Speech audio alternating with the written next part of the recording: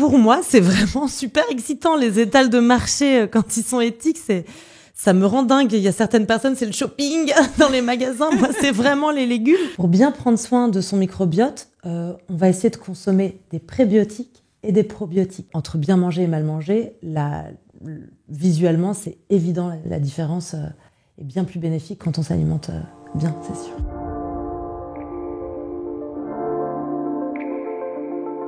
Bonjour à toutes et à tous et bienvenue dans Soin, le podcast d'Aromazone, dans lequel nous explorons les différentes manières de prendre soin de soi et surtout de sa peau grâce à l'expertise de nombreuses femmes passionnées, passionnantes, vous verrez. Elles sont docteurs en pharmacie, dermatologues, naturopathes, phytothérapeutes, philosophes ou encore chefs de cuisine. Et au fil des épisodes, elles nous guideront vers une approche vraiment globale du soin de la peau. Je suis Marine L'Orphelin, médecin généraliste et autrice du livre En pleine forme, un guide pour prendre soin de vous, de votre santé physique et mentale. Et aujourd'hui, j'ai le plaisir d'accueillir une invitée lumineuse, Angèle Ferremag. Bonjour Marine, merci Bonjour beaucoup. Angèle. Tu es chef et naturopathe engagée. Tu œuvres depuis plusieurs années pour une cuisine plus végétale, responsable et consciente, mais toujours avec cette petite pointe de gourmandise et de joie qui te caractérise. Et avec toi, nous allons parler des liens profonds entre l'alimentation et la santé de la peau. Alors pour commencer, Angèle, j'aimerais que tu nous racontes un peu ton parcours. Comment tout a commencé pour toi? Déjà, tu es d'abord devenue chef et puis ensuite, tu t'es orientée vraiment vers la cuisine saine et la naturopathie. Exactement. En fait, j'ai eu un attrait très petite pour la nature. Je pense que c'était la base de tout. Et c'est un très beau cadeau d'ailleurs qu'on peut offrir à ses enfants quand on en a, de ce lien, cette connexion. Parce que j'ai grandi entre Paris et notre ferme au-dessus de Grasse. Et puis en grandissant, je me suis intéressée à l'Ayurveda assez tôt. Je suis allée en Inde pour apprendre cette médecine traditionnelle indienne qui est une médecine qu'on appelle holistique, donc qui prend en compte tous les aspects de l'être humain. Et puis ensuite, j'ai voyagé beaucoup. J'ai vécu à San Francisco, au Brésil, en Australie. Et à chaque fois, je trouvais des petits jobs pendant mes études qui avaient un lien avec l'alimentation ou l'écologie. Donc, j'ai eu la chance de fréquenter ce monde merveilleux de l'alimentation bio assez tôt, en fait. Et ça m'a beaucoup parlé. Et quand j'ai commencé à faire des études de médecine d'abord, j'ai été passionnée par la biocellulaire et par le jeûne. Et c'est par le jeûne que je suis... donc le fait de ne pas manger, qui est évidemment très encadré, qui n'est pas fait pour tout le monde, etc. Mais qui est une méthode ancestrale qu'on retrouve dans toutes les religions depuis des millions d'années et qui est une méthode assez saine, quand elle est bien faite, pour se nettoyer. Et là, j'ai rencontré la naturopathie à travers les naturopathes qui organisaient ce stage et ça m'a beaucoup plu parce que ce qui me plaît, c'est la prévention. Et comme je suis une grande gourmande, la prévention et la cuisine, c'était pour moi. Alors qu'on pourrait penser que paradoxalement, quand on est gourmand, justement, qu'on a un attrait pour les petits plaisirs culinaires, on pourrait avoir du mal à manger sainement finalement. Ouais, exactement. C'est vrai que c'est une idée reçue qu'on a et je comprends. L'alimentation saine peut être délicieuse. Déjà, il y a un alphabet énorme parce que rien que le riz ou le quinoa, par exemple, il en existe des tas de variétés, de couleurs, de formes différentes, de goûts différents. Pareil pour les huiles, évidemment les légumes, les légumineuses. Donc c'est l'éclate. En vrai, promis. Et en plus, on peut faire vraiment des trucs délicieux. Pas forcément, on n'a pas faim après, on n'a pas l'impression de manger des graines comme j'entends souvent. Et aujourd'hui, ça peut être très beau, très coloré. Et nourrir le corps, l'esprit, la planète et la joie. Merci de participer justement à donner envie finalement aux personnes qui te suivent de manger plus sainement, mais toujours avec cette pointe de gourmandise. Alors j'aimerais comprendre ton parcours aussi avec la naturopathie, parce que tu t'es formée à la naturopathie, c'est pas une discipline qu'on invente en fait, il existe quand même des formations. Est-ce que tu peux nous expliquer un petit peu plus en quoi ça consiste, quels sont les principes de la naturopathie ? Donc moi, j'ai fait une école qui s'appelle le Sénato. Et donc, on apprend plusieurs choses. On apprend en fait, c'est un peu, je trouve, la naturopathie, on apprend à être des coachs d'hygiène de vie préventive. Et ça chapeaute un peu plein de disciplines, mais l'idéal, c'est d'aller plus loin après dans ce qui nous a le plus plu. Donc, par exemple, il y a des cours de massage, d'aromathérapie, de phytothérapie. On apprend les plantes, on apprend à reconnaître par rapport à la peau des gens, à leur caractère, etc. Oui, comment avoir cette bonne approche, finalement, aussi une bonne communication pour réussir à emmener les gens vers des meilleures habitudes de vie. Exactement. Et l'idée, c'est que en tant que naturopathe, en fait, on écoute vraiment les gens sur toutes leurs contraintes de vie et on les accompagne pour faire des petits rééquilibrages alimentaires surtout, mais aussi d'activités sportives, de respiration et de toutes les petites techniques d'hygiène de vie qui peuvent nous aider à vivre mieux. Donc l'idéal, c'est d'aller voir un naturo quand on n'est pas malade, un peu comme la médecine traditionnelle chinoise. On n'est pas du tout des médecins. Et d'ailleurs, ce qui est génial, c'est quand on travaille ensemble pour pallier et aider à rendre un peu plus confortable certains traitements. Mais par contre, on peut vraiment aider les gens à rester en bonne santé. Oui, mais tu as tout à fait raison. Moi, je pense que justement, la naturopathie vient en complément, en accompagnement, comme tu dis, soit en prévention, soit en accompagnement d'une problématique avec un accompagnement médical en parallèle. Après, tu as été aussi connue pour avoir lancé la guinguette d'Angèle. Donc, c'est un service de traiteur qui est devenu vraiment une référence en cuisine végétale et bienfaisante, c'est un joli mot. Tu as aussi publié plusieurs livres, lancé des programmes en ligne, tu partages tes recettes dans les médias, donc à la télé, à la radio et sur tes réseaux sociaux. Alors, je trouve ça formidable d'arriver à tout faire, déjà bravo. Mais du coup, je me demandais, avec ce rythme de vie vraiment effréné, est-ce que tu arrives vraiment, toi, à prendre soin de toi et à bien manger ? Alors évidemment, pas tous les jours. Il y a des jours où c'est n'importe quoi et où je me dis, mais quel hypocrite. Je suis tellement pas en cohérence avec ce que je dis. Mais l'idée, c'est quand même de pas se culpabiliser, évidemment, parce que ça aussi, c'est pas très bon pour la santé. Mais de réussir à avoir une rigueur au quotidien, de faire attention à la façon avec laquelle on fait nos courses, donc ce qu'on a en fait dans le quotidien. Ça commence par là, ouais. Ça commence par là. Et bienvenue aux écarts qui vont être encore plus délicieux parce qu'ils seront rares. Et par contre, il faut les faire en conscience, en se disant, OK, là, c'est vraiment un moment de joie et je mange, je sais pas, un truc de junk food ou je sais pas quoi. Mais sinon, ce qui est important, c'est que dans le quotidien, garder cette espèce de rigueur qui peut vraiment être un plaisir. Et en off, on en parlait, toi et moi, du plaisir qu'on peut avoir à se nourrir avec éthique. Parce qu'en fait, on nourrit notre cœur aussi et toute la chaîne vertueuse. Et ça, c'est un vrai enrichissement personnel. Oui, et dans l'assiette, on ressent tellement la différence de goût, de saveur quand on va consommer des aliments qui ont été bien produits. Bio, c'est encore mieux, mais voilà, qui ont été produits avec une bonne technique et par un agriculteur local. Mais ça n'a rien à voir. C'est vrai que quand on prend même, on a tous expérimenté de cueillir une figue, par exemple, ou de prendre un fruit des mûres sauvages. Le goût, le vrai goût. Et en plus, c'est là où ils sont les plus riches en vitamines, en antioxydants, parce qu'ils ne sont pas passés par des frigos, par des pesticides, par des moyens aussi de préservation, etc. C'est la quintessence du fruit et du légume. Donc c'est vrai que quand on fait faire ses courses, c'est un acte politique. Quand on fait nos courses, on peut choisir évidemment des produits qui souvent, c'est vrai, coûtent plus cher. Donc c'est un investissement. Mais pour moi, je dis souvent que c'est un investissement pour notre santé. Donc c'est de l'argent qu'on ne mettra pas plus tard, peut-être dans des soins. mais quand on choisit ces produits-là, on en consomme moins.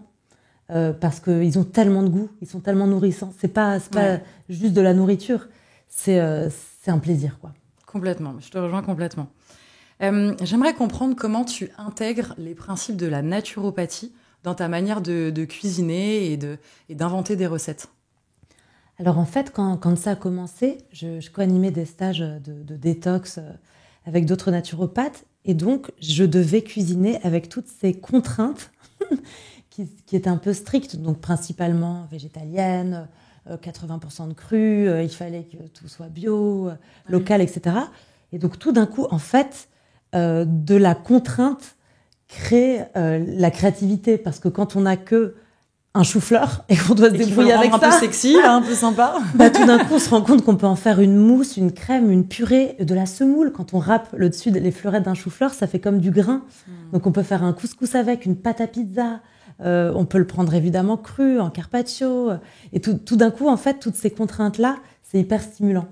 Donc en fait, en naturo, on essaie d'utiliser évidemment aucun produit transformé, des bonnes huiles crues, riches en oméga 3, 6, 9, on en a déjà pas mal, des céréales complètes, des légumineuses, des fruits, des légumes, et essayer vraiment avec ça de créer des plats géniaux, sans frire, sans cuire trop, en respectant vraiment l'aliment. En fait, bien cuisiner sain, c'est juste bien faire ses courses. Après, le job est fait à 80%. Faut pas le détruire, mais en fait, il se suffit presque. Ouais, en fait, c'est finalement ce que tu décris là dans ta manière d'appliquer la naturopathie avec le choix des aliments et les technicités de tes recettes, c'est finalement avoir une alimentation saine et équilibrée. En fait, c'est du bon sens. C'est revenir à la façon dont on mangeait aussi avant. Manger ce qu'il y a au moment où on l'a, parce que la nature nous donne exactement avec les saisons, pour des raisons écologiques, éthiques et tout ça, mais aussi ce dont on a besoin. C'est pas un hasard qu'en hiver, il y ait tous ces légumes racines qui soient pleins de minéraux et qui sont pleins de minéraux. Et qui sont un peu plus riches énergétiquement aussi. Exactement. Et puis les agrumes, par exemple, ou certaines baies qu'on retrouve qu'en hiver et qui vont nous apporter la vitamine C. Donc en fait, faut pas chercher à tout philosopher, juste retrouver un peu notre instinct d'animal humain. Alors, j'aimerais qu'on rentre un peu dans le vif du sujet, puisque ce podcast parle vraiment de la peau. Alors, tu as collaboré donc, dans le dernier livre d'Aromazone qui s'appelle Soins, dans lequel tu proposes des recettes pour nourrir sa peau vraiment de l'intérieur. Donc, avant de parler des recettes, j'aimerais qu'on échange sur les liens entre alimentation et santé cutanée. Est-ce que tu peux nous expliquer quels sont ces liens, en fait ? Déjà, l'évidence qui me vient tout de suite en tête, c'est le lien avec le microbiote intestinal. Exactement, il est énorme. C'est vrai qu'une belle peau, c'est évidemment une santé globale. Et, c'est le reflet de notre santé. Ouais. C'est le reflet de notre santé. Et le microbiote aussi. Donc, quand on a un microbiote déséquilibré, déjà, ça peut se manifester par de l'inflammation, par exemple, de la sécheresse, des rougeurs, etc., de l'acné, de l'eczéma, du psoriasis même. Mais surtout, ça va nous empêcher d'absorber les nutriments dont on a besoin pour avoir une belle peau, comme la vitamine C, la vitamine A, les oméga 3. Les microbiotes, c'est vraiment toute cette population, entre autres bactérienne, qui va nous aider à prédigérer et à mieux assimiler tous les nutriments dont on a besoin, qui sont essentiels. Donc déjà, c'est très important pour ça. Donc bien se nourrir, c'est aussi bien nourrir son microbiote et qui, du coup, nous le rend bien, et notamment au niveau de la peau. Exactement. Alors, quelles habitudes alimentaires vraiment simples tu recommanderais pour bien prendre soin de son microbiote ? Pour bien prendre soin de son microbiote, on va essayer de consommer des prébiotiques et des probiotiques. Les prébiotiques, c'est tout ce qui va permettre de nourrir justement toute cette petite population. C'est l'alimentation de la flore intestinale. C'est l'alimentation de la flore, comme on donnerait des croquettes au chat. et donc ça, c'est les fibres notamment. Donc on trouve des fibres très intéressantes pour le microbiote dans le poireau, dans l'ail, mais aussi dans toutes les céréales complètes et tous les fruits et les légumes. Encore une fois, plus ils sont bio et moins ils sont traités, mieux c'est. Parce que ça va être des fibres directement assimilables. Et au niveau des fruits, il faut vraiment les consommer entiers, du coup. Exactement. Pour avoir toutes ces fibres. Entiers et avec la peau, exactement. Et même si on peut consommer le petit gras qu'il y a dans le fruit, parce que souvent, par exemple dans la pomme, les pépins, il y a un peu de gras à l'intérieur. Ah oui. Dans les fraises, tous ces petits points, c'est aussi un peu de gras. Ça aide aussi ce léger apport de gras est très bénéfique pour la digestion des fruits. Ah ben, je ne savais pas. Et pour les probiotiques, c'est les bactéries elles-mêmes. Donc, essayer d'apporter un peu dans son alimentation, bon, déjà des crudités toujours, mais aussi des produits lactofermentés, comme la choucroute, les yaourts, dès lors qu'ils ne sont pas pasteurisés, du kéfir, du kombucha, de la pâte miso. On retrouve beaucoup dans la cuisine japonaise le natto, par exemple, le miso et tout ça qui sont lactofermentés. Mais soi-même, on peut faire de la choucroute assez facilement. Oui, pour le coup, c'est en peut-être 3 le jours. plus simple. C'est le plus simple et c'est bourré de vitamine C et de probiotiques. Comme quoi, voilà, dans notre culture culinaire française, on a tout. Et lorsqu'on a certains problèmes de peau, donc par exemple, tu l'as mentionné, mais lié à de l'inflammation, donc de l'acné, de l'eczéma, est-ce que l'alimentation anti-inflammatoire est vraiment intéressante? Est-ce qu'elle a démontré ses bénéfices? Alors évidemment, encore une fois, tout ça, c'est la santé et une alimentation anti-inflammatoire. On va se pencher vraiment vers tout ce qui est vert, donc la mâche, la salade, les choux, etc. Et puis aussi certaines épices très anti-inflammatoires comme le curcuma, le gingembre. Et en effet, ça peut vraiment avoir un impact.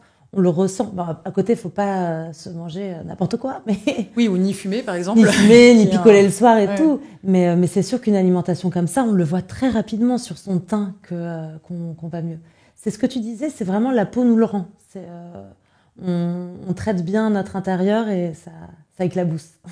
Alors même si, évidemment, on ne peut pas tout soigner, tout traiter quand on a certaines pathologies vraiment dermatologiques. Non, mais en tout cas, c'est un plus. De faire attention à son alimentation et de se tourner vers une alimentation anti-inflammatoire. C'est un plus. Et quand on n'a pas de problème particulier de peau, entre bien manger et mal manger, visuellement, c'est évident, la différence est bien plus bénéfique quand on s'alimente bien, c'est sûr. Et c'est vrai qu'il y a de plus en plus d'études aussi qui se penchent justement sur ce sujet du lien entre l'alimentation et différentes pathologies et la santé de la peau.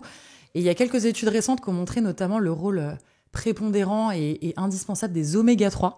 C'est vrai qu'on en a beaucoup entendu parler autour de la santé cardiovasculaire, mais ils peuvent aussi avoir un impact bénéfique sur la peau, notamment en améliorant la cicatrisation, en réduisant l'inflammation locale et en améliorant la fonction de la barrière cutanée. Donc c'est intéressant parce que ces oméga 3, finalement, on peut les trouver dans plein de sources différentes, dans les poissons gras, dans les huiles, tu en as un peu parlé, dans les oléagineux. Exactement.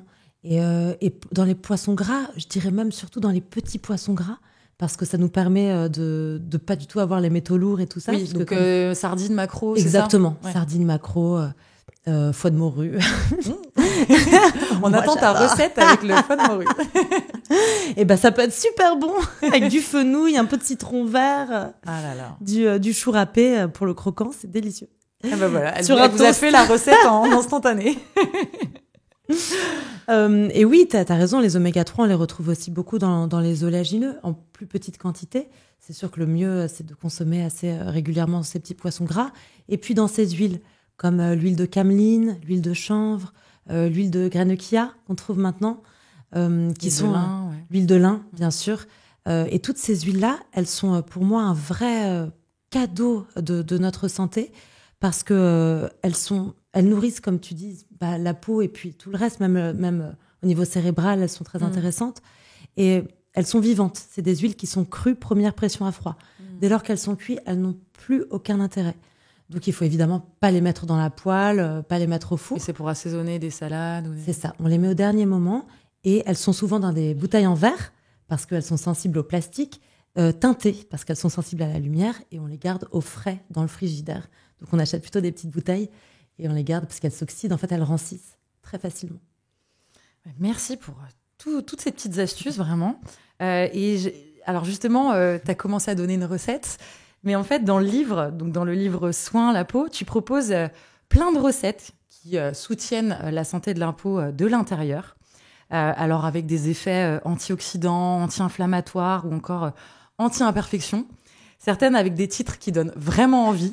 Le Glow Wrap, le Golden Milk ou encore le Smoothie Éclat. Alors, je me suis éclatée à faire ces recettes parce que, encore une fois, je regardais l'effet qu'on essayait de trouver et je pensais à tous les aliments, les légumes qui pouvaient nous apporter ça. Donc, par exemple, dans le smoothie éclat, il y a de la pomme, du brocoli, du chou qui contiennent de la vitamine C qui va aider à la production de collagène. Donc, en fait, tout était pensé comme ça. Comment est-ce que les légumes qui donnent de l'éclat peuvent bien s'allier entre eux ? Enfin, je me suis vraiment amusée. Le Golden Milk, j'ai mélangé, c'est une recette assez ancienne qu'on retrouve en Inde, à base de curcuma, de gingembre, pas mal d'épices, ouais. de poivre pour permettre au curcuma, à la curcumine de mieux s'assimiler, qu'on mélange qu'on fait infuser dans un lait végétal. C'est délicieux.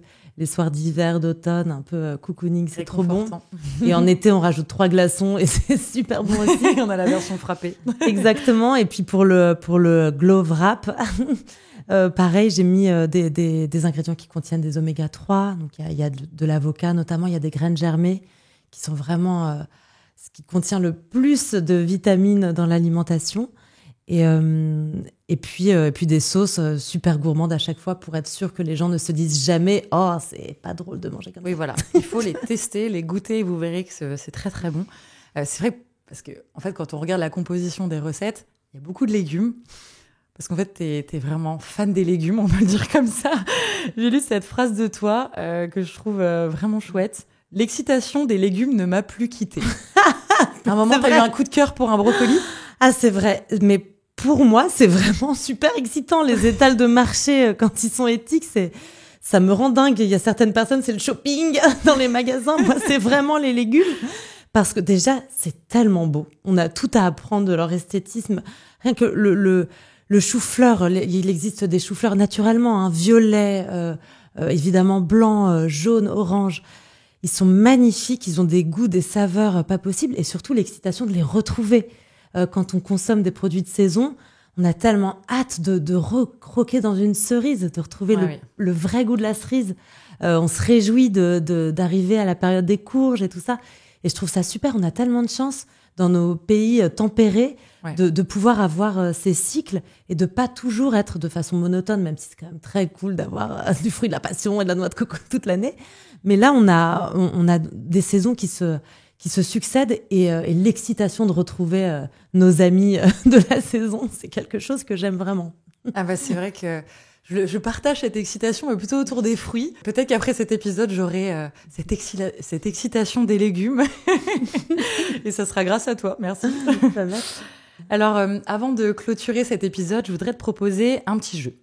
Je te donne une problématique de peau, vraiment très simple, et tu me proposes un ingrédient, un aliment ou une recette, éventuellement, pour essayer de l'améliorer. Okay. Alors, contre les imperfections. Alors, je pense tout de suite au zinc qu'on retrouve dans les noix du Brésil et les noix de pécan et aussi les graines de courge. Donc, facile à trouver. Facile à trouver. Et par exemple, ça contient aussi plein de silicium, les noix du Brésil. Donc, 2 ou 3 noix maximum par jour, c'est largement assez. Et c'est parfait. Très bien. Pour une peau terne, avoir meilleure mine. Là, je pense tout de suite à la bêta-carotène. Donc, tout ce qui est très coloré, la patate douce, évidemment la carotte, les abricots, la betterave, qui vont nous apporter ce côté bonne mine. Pour une action anti-âge ou plutôt pro-âge, bien vieillir. Bien vieillir, bien être dans son âge. Je pense évidemment aux antioxydants. Donc, les baies, toutes les petites baies, les fraises, les framboises, les mûres et tout ça, les fruits rouges. Et aussi tout ce qui est très coloré, encore une fois, qui contient toujours beaucoup d'antioxydants. Les feuilles. Les feuilles, c'est vraiment trop bien, les feuilles. Les feuilles de chou, les feuilles de mâche, la salade, le kale, tout ça. Génial. Pour une peau sèche. Pour une peau sèche, donc on va essayer de l'hydrater avec des bonnes huiles. Donc par exemple, tout à l'heure, on parlait des bonnes huiles crues. L'huile de cameline, l'huile de lin, l'huile de chanvre. D'ailleurs, moi, ma cuisine ressemble beaucoup à ma pharmacie et à ma trousse de maquillage. Ah oui. Ces bonnes huiles-là, l'huile de sésame, par exemple, on peut se démaquiller avec, on peut hydrater ses cheveux, on peut faire des bains de bouche et on peut les mettre dans nos salades. Non, mais tout à fait. Bon, on en parle dans l'épisode consacré à la phytothérapie avec Caroline Gaillet. Et c'est vrai qu'on peut faire plein de choses avec ces huiles végétales qui peuvent aussi être consommées dans l'assiette. Et enfin, pour booster mon hydratation. Alors là, on va consommer des aliments qui contiennent beaucoup d'eau. Par exemple, la poire contient 84% d'eau. Le concombre, l'aloe vera aussi, on en trouve parfois. On a des aloés dans notre jardin. Ça, c'est des aliments qui vont aider à maintenir l'eau. Alors, hormis les huiles végétales du coup que tu utilises dans ton assiette et en cosmétique, quels sont tes autres coups de cœur dermocosmétiques? Quelle est ta routine de soins?